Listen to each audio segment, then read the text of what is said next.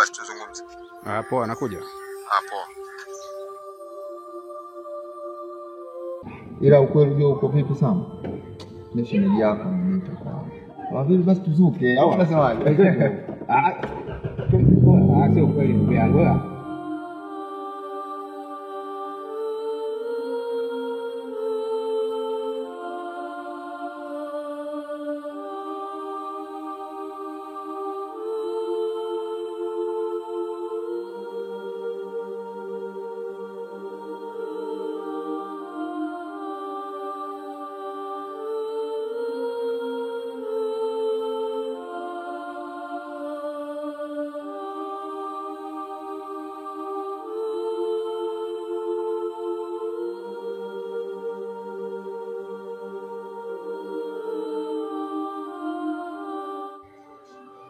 Kwa sasa baba yenu ametoka kidogo, ila atarudi muda si mrefu. Lakini wanangu, naomba mtusamee sana. Hatujajiandaa na chochote. Mmekuja ghafla.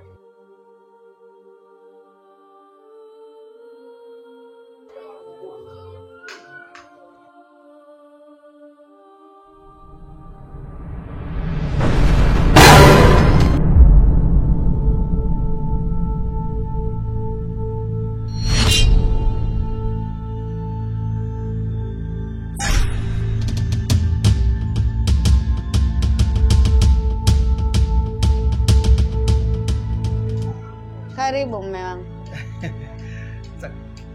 Mama Rema mke wangu. Nice kama wageni.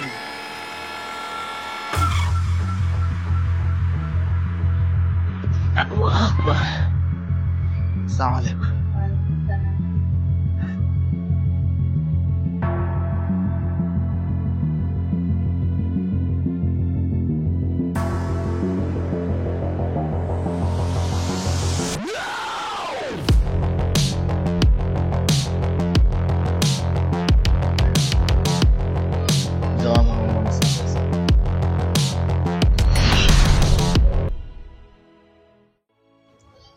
Omar, kwani kuna nini kinaendelea?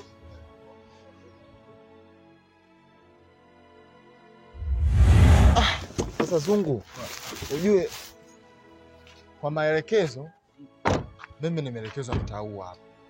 Sasa sijaelewa nyumba gani hapa ndo mtihani. Basi mpigie simu. Tatizo sasa namba yake ipo kwenye Wewe mzee. Wewe mzee vipi? Unagonga magari ya watu, unajua bei yake? Unajua gharama gari hii? Au sasa ukichubua rangi unaweza kununua? Ndugu yangu, tuliza tempa. Si unaona mtu mwenyewe ni kipofu. Kwa hiyo kama aone huyu ndo achubue gari langu, anaweza unajua gari gharama yake? Hakupenda jamani kufanya hivyo. Sio hajapenda bwana, hebu aende bwana. Nisamehe kijana. Samahani. Amekosa utu kabisa. Samahani mzee. Wewe sisi tumekuja na jambo letu bwana. Mwacha aende wewe. Samehe sana.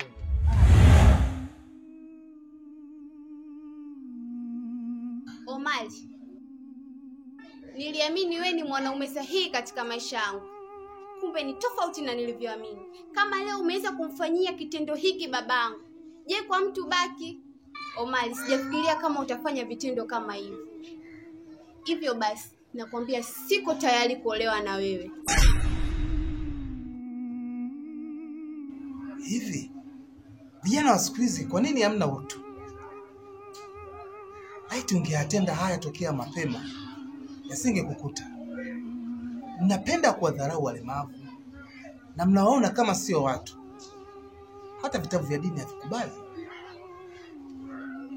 Sasa basi, kwa haya uliyotenda, mimi nimekusamehe. Lakini jipange upya kuja kuomba radhi. Taongea na binti yangu. Hebu jifunzeni.